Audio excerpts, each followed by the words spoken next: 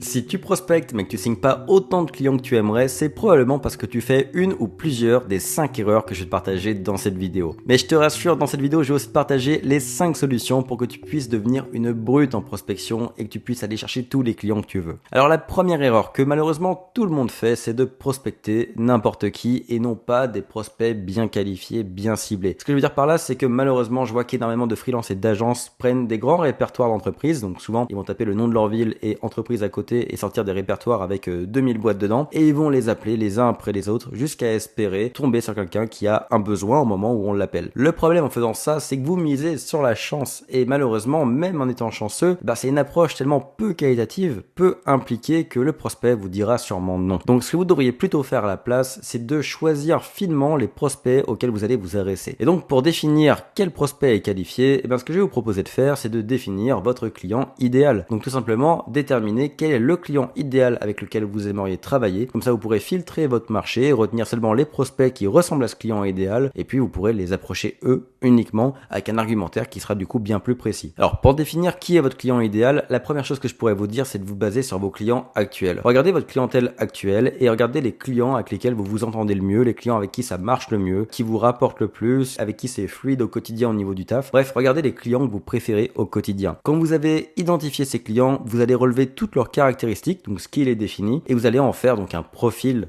type, et vous allez chercher sur le marché des profils qui ressemblent à ceux-ci. Franchement, la bonne solution, c'est toujours de répliquer un succès actuel. Donc si vous avez déjà des clients que vous aimez, cherchez simplement d'autres clients qui y ressemblent. Ceci dit, si vous démarrez et que vous n'avez pas encore de clients, ça va poser problème ce conseil, parce que vous savez pas sur quoi vous baser pour trouver des clients idéaux. Alors comme j'ai eu la chance d'accompagner plusieurs milliers d'agences et de freelances, je vais vous donner 3 critères que représentent la plupart des clients idéaux pour les freelances et les agences que j'ai pu accompagner. Le premier critère pour un bon prospect qualifié, c'est qu'il doit faire au moins 250 000 euros de chiffre d'affaires. Alors ça va avoir un impact à 2 niveaux. Le premier, c'est qu'il aura comme ça les moyens de vous payer, c'est quand même important. Mais le deuxième niveau aussi, c'est que c'est une entreprise qui du coup est déjà en marché, qui a déjà une demande pour son offre, qui a déjà des clients. Et vous voyez, pour vous, ça va être beaucoup plus facile parce que vous allez avoir quelqu'un qui est beaucoup plus sensible au marketing, qui a probablement déjà réfléchi à tout ça avant que vous l'approchiez. Mais aussi, vous allez avoir des clients qui du coup ont déjà un certain succès que vous allez pouvoir amplifier. Et ça, c'est beaucoup plus facile que d'essayer de créer un nouveau succès chez une boîte qui vient de se lancer. Donc vous allez pouvoir vous reposer sur ce qui existe déjà et simplement l'amplifier avec vos stratégies marketing. Mais encore une fois, le plus important, c'est qu'à 250 000 et plus de chiffre d'affaires, ils pourront vous payer. Alors, si vous vendez des services relativement peu chers, à moins de 10 000 euros, il n'y aura pas de problème. Si vous vendez des services plus chers, genre plusieurs milliers d'euros par mois, là, allez voir des boîtes qui font plutôt 750 000 à 1 million de chiffre d'affaires annuel. Ça, c'est le premier critère. Le deuxième critère, c'est que votre client idéal doit avoir un besoin avéré. Ça veut dire que fondamentalement, cette entreprise doit avoir besoin de votre service. Donc, typiquement, si vous allez voir une entreprise qui n'a pas de site web pour lui vendre un site web, et qu'aucun de ses concurrents n'a de site web non plus, mais vous imaginez bien qu'il doit y avoir une raison au fait que personne n'a de site web dans cette industrie. Probablement que ça les intéresse pas, qu'ils vont pas l'utiliser, qu'ils y voient pas l'intérêt, qu'ils n'ont pas été sensibilisés ou éduqués au site web. Donc, plutôt que vous fatiguer à essayer de les convaincre d'en acheter un, allez plutôt voir des prospects qui ont déjà un site web, mais qui est obsolète, qui est mauvais, qui est moche, qui convertit pas. Bref, un site web qui fait pas son taf. Parce que cette entreprise, elle aura prouvé qu'elle connaît le besoin de site web parce qu'elle en a un. Elle a déjà investi un jour dans un site web, simplement pour une raison ou pour une autre, le site web n'est plus valable aujourd'hui, donc vous pouvez simplement le mettre à jour. Vous voyez, vous allez directement vers des prospects qui ont conscience et qui ont connaissance du besoin de votre service. Si vous vendez de la pub, c'est pareil, n'allez pas voir une entreprise qui n'a jamais fait de publicité méta et dont les concurrents ne font pas de publicité méta pour leur vendre la publicité méta. Vous allez encore une fois vous battre avec un prospect qui n'a pas conscience de son besoin. À l'inverse, si vous voyez une entreprise qui ne fait pas de publicité méta, mais dont tous les concurrents en font, là, il y a peut-être un feu vert. Elle saura probablement qu'elle a besoin de le faire, mais peut-être qu'elle a juste jamais eu d'agence ou de freelance qui l'ont approché pour lui proposer, ou alors peut-être que c'était pas le moment jusqu'à aujourd'hui. Vous voyez, donc vraiment repérer des signaux que cette entreprise a besoin de vos services avant même d'aller les voir. Et puis, du coup, il y a un troisième critère qui est un peu lié à ça. N'allez voir que les entreprises qui ont un vrai gros problème évident que vous pouvez solutionner. N'allez pas voir une entreprise pour lui vendre un site web si son site web est juste un peu moche, ou qui a un bouton un peu de travers, ou un lien qui marche pas. Parce que améliorer le site web de 10 ou 20% va pas forcément créer un grand impact chez le prospect, et donc il va pas forcément avoir d'intérêt déjà à vous acheter votre site web, et surtout sa satisfaction va être limitée. Allez plutôt voir des entreprises dont le site web n'est tellement plus fonctionnel, est devenu tellement moche, ou il est plus responsive, ou il fonctionne juste plus, vraiment au point que si vous le refaites, il voit une énorme différence. Pour un e-commerce, c'est vrai que 1, 2, 3, 4, 5, 10% ça peut faire une énorme différence en chiffre d'affaires, et pour la plupart des PME, juste améliorer un peu un site web, ça vaut pas la peine pour eux. Ce qu'il faut plutôt, c'est une PME qui y a un très mauvais site web ou un très gros problème et on va le corriger de A à Z. Et ce que je dis pour les sites web, c'est vrai pour n'importe quel service que vous pouvez vendre. Vendez toujours un service qui va créer une vraie transformation et avoir un vrai impact. Donc vendez pas une petite amélioration. Si jamais toi qui regardes la vidéo, tu veux gagner du temps dans la sélection de ton prospect, je t'ai fait une liste de 100 niches à fort potentiel à qui vendre des services web dans la description ci-dessous. C'est dans le pack prospection, c'est complètement gratuit. Tu vas avoir plein d'idées d'entreprises que tu peux aller voir et à qui vendre tes services. La deuxième erreur la plus commune dans la prospection, c'est d'avoir une mauvaise accroche. Une accroche vraiment nulle qui fait qu'on n'a même pas envie de lire le reste du message ou d'écouter le reste de la conversation. Alors, je suis un peu dur quand je dis ça, mais la réalité c'est que dans une prospection, les 2 à 3 premières secondes comptent. Et elles comptent plus que tout. Parce que en 2 à 3 secondes, on va lire votre premier message, ou la première ligne de votre email, ou écouter les quelques premiers mots de votre appel téléphonique, ou écouter les quelques premiers mots que vous direz en vous présentant physiquement. Mais dans tous les cas, dans les premières secondes, on va avoir notre première impression. Et c'est là que vous allez accrocher le prospect et soit le perdre, soit gagner son écoute pour les secondes suivantes. Et donc l'accroche est super importante. Et le problème, c'est que dans 90% des cas, donc des freelances et des agences que j'ai pu accompagner à leur début, les premières accroches que j'ai pu voir de leur part étaient généralement très mauvaises. Je vais vous donner un exemple parce que justement ce matin j'ai reçu un message, alors je suis désolé pour lui mais je le citerai pas, je vais citer un faux prénom et je citerai pas son agence, mais j'ai reçu une prospection sur LinkedIn parce que très souvent moi on prospecte pour me vendre du montage YouTube et des miniatures YouTube, et donc je vais vous lire son message, je vais vous expliquer pourquoi il est pas bon du tout et on va le corriger ensemble. Comme ça, si la personne qui m'a envoyé ça regarde la vidéo, eh bien je m'adresse à toi, tu pourras le corriger pour tes prochains prospects sans rancune. Alors je te lis le message, encore une fois je l'ai rendu anonyme. Bonjour, je m'appelle Mathieu, fondateur de l'agence machin. J'aime beaucoup vos vidéos et j'ai analysé votre chaîne YouTube et j'ai remarqué que vous pourriez avoir beaucoup plus de vues en améliorant vos miniatures. Et en voyez, vous allez me dire, c'est pas si mal, il explique ce qu'il fait, il explique le bénéfice, son service. Donc c'est sûr que sur papier, on pourrait se dire c'est plutôt une bonne idée. Et ça répond à ce que la plupart des gens vous disent sur YouTube au niveau de la prospection. Le problème, c'est que honnêtement, j'aurais même pas fini de... Alors la vérité de la vérité, c'est qu'un message comme ça, quand je le reçois, et ça m'arrive tous les jours, je lis le début de la première ligne et si ça ressemble à ça, j'appuie sur supprimer. Je prends même plus la peine de répondre parce que ça prendrait trop de temps, j'en reçois trop des comme ça. Pourquoi est-ce que je le supprime? Il y a plusieurs raisons. La première raison, c'est qu'il est auto-centré. Écoutez bien. Bonjour, je m'appelle Mathieu, fondateur de l'agence machin, donc son agence. J'aime beaucoup vos vidéos, j'ai analysé votre chaîne YouTube et j'ai remarqué que vous pourriez avoir plus de vues. Et tout tourne autour du je. C'est centré autour de lui. Il y a un message, une observation, donc c'est vraiment son point de vue qui compte avant tout. Vous voyez, ça je vais pas en faire tout un plat parce que c'est assez léger, mais même inconsciemment, c'est relativement désagréable à recevoir. On aimerait avoir davantage d'interaction dès le premier message, avoir de l'information pertinente, parce que malheureusement, quand votre prospect il reçoit votre message, jusqu'à maintenant, il arrivait à vivre sans vous, donc il est pas forcément intéressé par vous quand il reçoit votre message. C'est une réalité. Et dans cette vidéo, je préfère vous dire la vérité, les choses telles qu'elles sont, pour que ça se passe bien pour vos prochaines prospections. Donc dans ce genre de message, le prospect n'est pas encore sensibilisé à vous, donc même si vous parlez de vous, ça crée pas d'intérêt. La deuxième raison, c'est que ce message peut être intégralement copié et collé à n'importe qui. Regardez bien. Bonjour, je m'appelle Mathieu, fondateur de l'agence machin, j'aime beaucoup vos vidéos et j'ai analysé votre chaîne YouTube et j'ai remarqué que vous pourriez avoir plus de vues en améliorant vos miniatures. Là-dedans, il y a tellement rien de personnalisé, même pas mon prénom, que je pourrais prendre la phrase et la copier et la coller à 5000 autres YouTubeurs dans l'heure qui suit. Je pourrais même l'automatiser, la foutre dans une IA ou dans un bot qui va envoyer ça à 5000 YouTubeurs, ce serait pareil. C'est un copier-coller pur. Et même s'il y avait, bonjour Valentin, je m'appelle Mathieu, ça change pas grand chose parce qu'aujourd'hui un prénom c'est même plus vraiment une personnalisation, c'est quelque chose que n'importe quel outil peut faire à votre place. Donc ça c'est une approche copier-coller, et ce qu'il faut bien comprendre c'est que aujourd'hui, avec toutes les IA, avec toutes les automatisations, avec tous les outils de prospection, les gens sont imperméables au copier-coller. C'est-à-dire que consciemment ou inconsciemment, quand quelqu'un reçoit un message qui peut être copié-collé, les gens s'en rendent compte, ils se sont simplement créé une carapace. Ça marchait peut-être avant, il y a des années et des années, aujourd'hui ça ne marchera plus, même la chance ne fonctionnera pas dans ce cas-là, que même en faisant du volume, vous ne trouveriez pas forcément de rendez-vous. Donc la solution, qu'est-ce que c'est? C'est de moins centrer autour de vous votre accroche et surtout de la personnaliser à fond. Et pour ça, on va pas travailler énormément, mais on va juste prendre quelques minutes pour trouver un point commun ou un angle d'attaque qui est personnalisé et qui serait impossible à copier et à coller. C'est vraiment ça la clé. Donc je veux que dans votre premier message ou dans la première ligne de votre email ou dans votre première phrase, il y ait une information qui soit impossible à copier-coller. C'est vraiment ça la variable, le KPI à surveiller. C'est est-ce qu'on peut la copier et la coller à plusieurs personnes sans problème. Et donc je vous ai écrit un message corrigé, donc pour cette personne, pour Mathieu qui m'a prospecté. Bonjour Valentin, je viens de voir ta vidéo avec Enzo Colucci sur YouTube. J'ai adoré, j'ai pas vu passer les 45 minutes et ça m'a grave aidé à travailler mes méthodes de prospection. Tu devrais vraiment l'inviter à nouveau pour approfondir la méthode AIDA. Alors vous voyez, c'est pas grand chose. N'importe qui peut aller sur ma chaîne YouTube, trouver cette vidéo qui a fait pas mal de vues, donc qui sort assez facilement, la regarder en accéléré sur les 10 premières minutes, prendre juste une information de ce que j'ai dit dedans, genre la structure AIDA, et puis pondre ce genre de message qui est ultra personnalisé. Ça va prendre 5 minutes, mais c'est un message qui est ultra personnalisé. J'ai aucun doute là-dessus, ça serait impossible à copier-coller à quelqu'un d'autre. Et ce qui est intéressant, c'est que vous remarquez ici que paradoxalement, il n'y a pas d'offre directe, il n'y a pas de mention au service en lui-même, et vous allez comprendre pourquoi dans une des erreurs qui va venir après. On est focus sur la création d'une relation et d'une conversation. Et ça, c'est un point à comprendre dans votre accroche. Votre accroche ne sert pas à faire la punchline ultime qui va vendre en une phrase. Votre accroche, elle sert à démarrer une conversation sympathique et ouverte avec quelqu'un qui est qualifié et qui peut devenir une conversation dans laquelle on va amener une offre. Ok?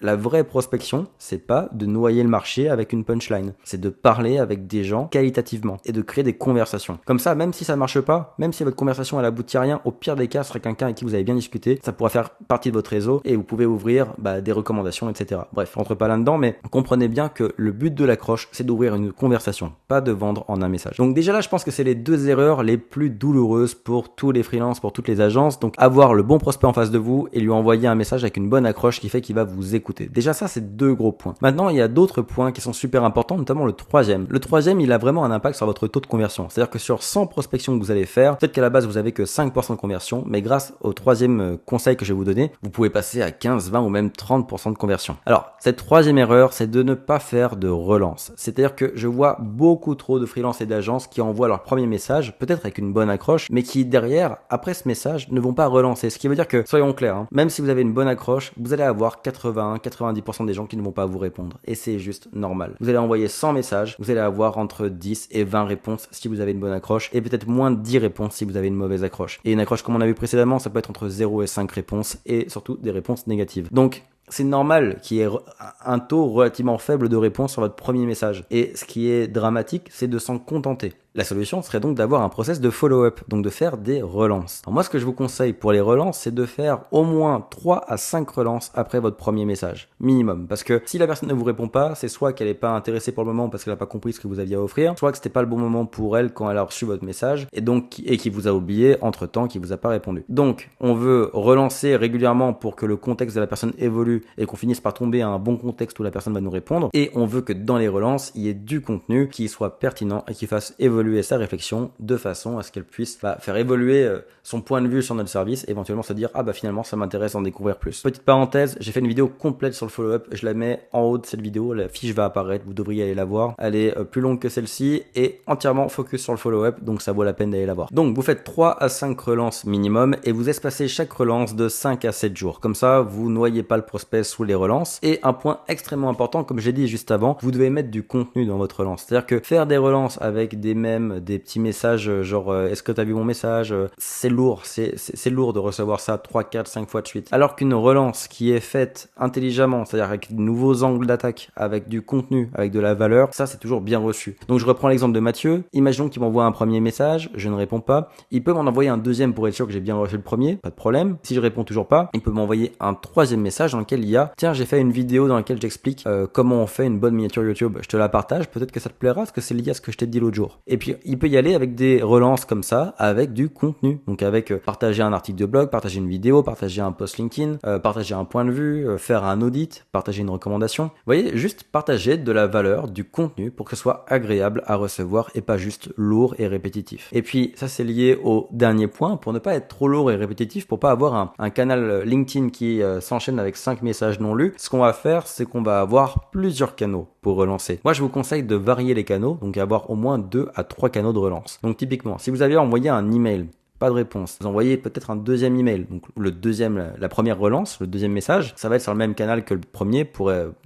tenter une réponse. Mais à partir de là, si vous avez toujours pas de réponse à partir du deuxième message, ça peut valoir la peine d'essayer sur une autre plateforme. Donc si vous avez envoyé des emails au début, passez sur LinkedIn. Et si ça marche pas, passez par téléphone. Et puis allez en physique. Vous voyez, vraiment utiliser du multicanal de façon à atteindre la même personne sous plusieurs angles. Parce que si ça se trouve, la personne n'a juste pas accès à ses emails, ou il y a un bug avec l'email, vous avez pas le bon, ou alors les vôtres passent en spam, je sais pas. Mais il y a peut-être une raison qui fait que les emails, la personne ne les reçoit pas, alors qu'elle aurait pu être intéressée. Donc vous relancez toujours par d'autres canaux, toujours en remettant le contexte que vous avez envoyé un message précédemment par email, par LinkedIn ou peu importe, mais vous envoyez un autre message par un autre canal pour multiplier vos chances de tomber sur la bonne personne dans le bon contexte. La quatrième erreur, c'est de ne pas vous humaniser en tant qu'entreprise. C'est-à-dire que si vous n'avez pas de photos sur votre site web, ou on vous voit pas sur votre site web, que vous avez juste une photo ultra corpo, un peu genre noir et blanc ou un peu voilà, sérieuse sur votre LinkedIn et rien dans vos posts, pas de photo de vous dans vos posts, pas de photo de vous dans vos bannières, pas de photo de vous, de vidéo de vous ailleurs sur internet, c'est super froid, c'est super corpo comme démarche et ça met pas en confiance les gens. Vous vendez du service, donc vous vendez de la confiance, donc vous devez vous montrer en tant qu'humain. Et en plus,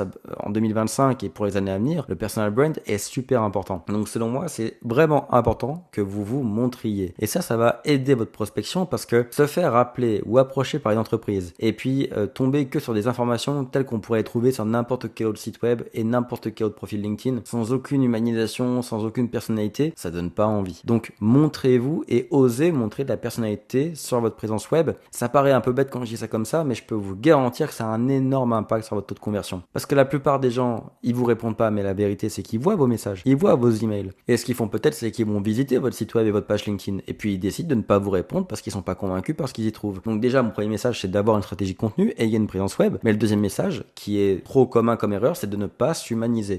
Montrez-vous, vraiment, ayez des vidéos de vous sur votre site web où vous expliquez votre service, vous expliquez ce que vous apportez aux entreprises. Et puis faites une vidéo pro pour que ça donne envie, pour qu'on ait confiance dans vos compétences, dans votre professionnalisme. Et puis montrez aussi des photos de vous en train de travailler, même des photos de chill. Genre là, tout de suite, je préfère une photo de moi devant l'ordinateur et ça va faire le gars qui fait du marketing sur l'ordi. C'est une photo simple et puis je vais accompagner ça d'un post où je donne des conseils sur le marketing et voilà, ça fait un post humanisé où je me positionne en tant qu'expert. Donc vous prenez pas trop la tête, mais montrez-vous sur internet pour qu'on puisse connecter votre prospection avec vous humainement et qu'on se dise qu'on peut vous faire confiance. La cinquième erreur, la dernière, c'est d'être trop focus sur ce que vous avez à vendre et de vouloir l'amener trop vite dans la conversation et de ne pas prendre le temps de créer la conversation nécessaire pour l'amener correctement. Alors ça se voit, c'est très connecté avec l'erreur sur l'accroche et ça se voit dans l'accroche justement que j'ai reçu tout à l'heure de Mathieu et que je vous ai lu. Il a voulu dès le début m'apporter sa solution, donc la miniature YouTube pour augmenter mon CTR. Alors quelque part c'est bien, il a compris le bénéfice de son service. Mais la question qu'il faut se poser c'est pourquoi je lui répondrais à lui alors que je reçois le même message 1, 2 ou 3 fois par jour? Pourquoi est-ce que je travaillerais avec lui? Et si vous vous posez la question de ok, imaginons que j'ai 5 de mes concurrents qui ont contacté le même prospect cette semaine. Pourquoi il me répondrait à moi plutôt qu'aux autres? Quand on se pose cette question-là, déjà, on voit notre message autrement. On se dit, ok,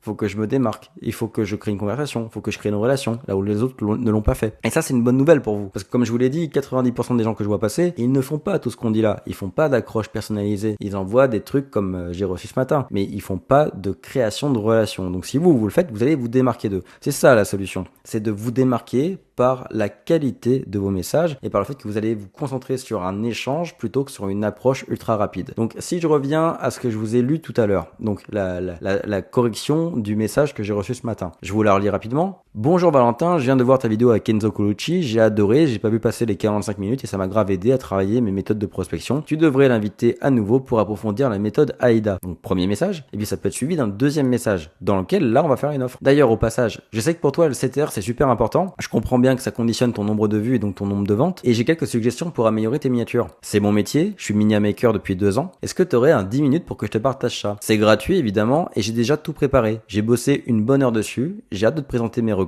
Je suis dispo mercredi et jeudi à partir de 11h30. Vous voyez là, dans un message comme ça, on a toujours une proposition, c'est quand même le but, on prospecte. Mais on a une proposition qui est amenée dans un enrobage plus émotionnel. C'est-à-dire que le premier message me laisse supposer à moi, même si c'est une prospection, il me laisse supposer à moi que cette personne-là m'a avant tout découvert comme étant un follower de ma chaîne YouTube. Donc déjà, je vais lui donner plus de temps, plus d'intérêt, plus d'attention qu'à un inconnu. Parce que j'apprécie sa fidélité sur la chaîne YouTube. Première chose. Deuxième chose, il a commencé par me flatter, apporter des preuves qu'il a regardé une vidéo. Ça va me toucher. Troisième point, donc dans le deuxième message, ce que je vais remarquer, c'est que il commence par me montrer et m'expliquer qu'il connaît ma réalité. Je sais que ton CTR conditionne ton nombre de vues et donc ton nombre de ventes. Ça déjà, ça me prouve qu'il a bien compris ma situation. Alors l'autre l'avait compris aussi, il m'a mentionné le CTR, mais il l'a pas mis dans un contexte. Et donc forcément, quand vous le mettez dans un contexte, c'est un peu plus approfondi, c'est un peu plus convaincant. Le problème, c'est que vous pouvez pas mettre de contexte et approfondir votre message si vous n'avez pas créé une accroche qui donne envie de lire davantage. D'où l'importance de l'accroche. Donc là, on voit qu'il a mis le bon contexte pour montrer qu'il comprenait ce que je fais. Et puis derrière, il vient amener le fait que lui saurait comment faire mieux, mais un peu plus subtilement, alors sans s'inventer une vie, mais plus subtilement que le premier. Comment? En disant, alors j'ai remarqué certaines améliorations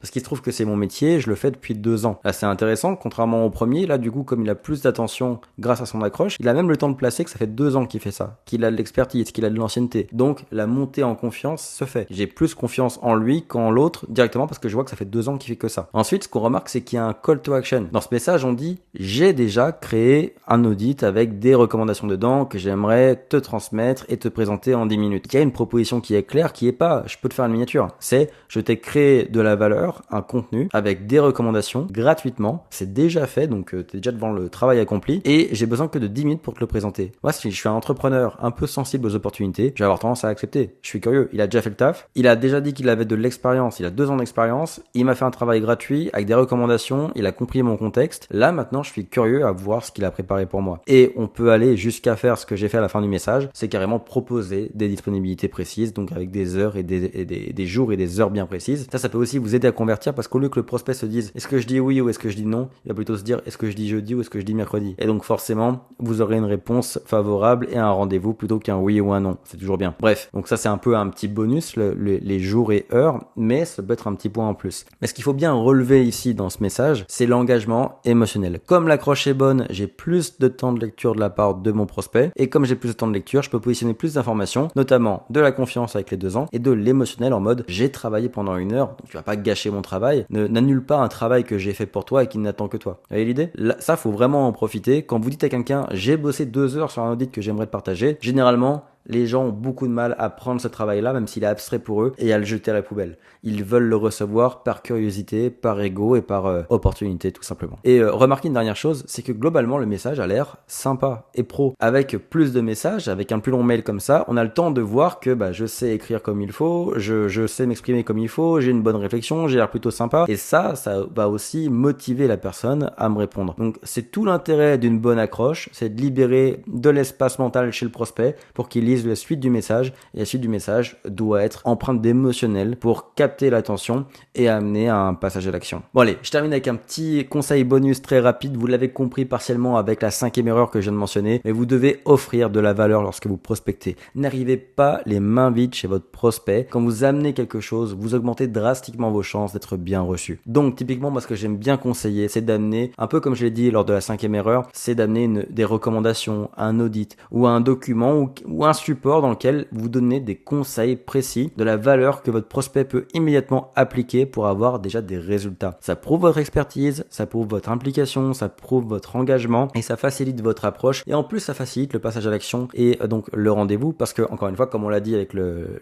message en exemple précédemment, on va proposer un rendez-vous pour présenter ces recommandations, pour les approfondir. Donc ça vient justifier la proposition de rendez-vous. C'est pas un rendez-vous pour vendre quelque chose, c'est un rendez-vous pour présenter un travail qui est déjà fait gratuitement. Donc apporter de la valeur, ça vaut vraiment la peine. Et pour ça, moi, il y a quelque chose que je vous conseille, que je suggère tout le temps et qui marche extrêmement bien pour toutes les agences que j'accompagne, c'est un audit gratuit. Alors, dans le pack prospection ci-dessous, je vous ai mis un exemple, c'est gratuit, un exemple d'audit que vous pouvez même dupliquer et modifier directement dans Canva. En gros, c'est un audit dans lequel vous mettez toutes les informations au propre avec une belle forme et c'est ce que vous pouvez soit envoyer numériquement, soit imprimer pour votre prospect et l'amener lors de votre approche. Alors, je vous ai fait une vidéo spécialement sur l'audit qui va apparaître en fiche ici et aussi à la fin de cette vidéo, vous pourrez la voir. C'est une vidéo de 20 minutes dans laquelle j'explique vraiment qu'est-ce que c'est que cet audit, comment est-ce qu'on le remplit, comment est-ce qu'on le crée et en plus vous pourrez utiliser le modèle qui est gratuit et qui est modifiable juste ci-dessous. Comme ça, vous aurez tout ce qu'il vous faut pour créer votre propre audit et aller prospecter avec. Mais apporter de la valeur lorsque vous prospecter, c'est vraiment un énorme game changer. Bon, j'espère que ça vous a plu et que même si vous vous êtes reconnu dans certaines de ces erreurs, maintenant vous avez les solutions pour améliorer vos approches, notamment avec une bonne accroche et un bon message ou un bon email. Mathieu, j'ai changé ton nom, mais si tu te reconnais ici, j'espère que ça t'aidera à améliorer tes prospections et n'hésite pas à m'envoyer un deuxième message pour me montrer comment tu l'as amélioré. En tout cas, j'ai aimé faire cette vidéo. Dites-moi si vous voulez plus de vidéos sur la prospection et sur ce, je vous dis à très bientôt et je vous invite à aller voir la vidéo qui va apparaître sur les audits.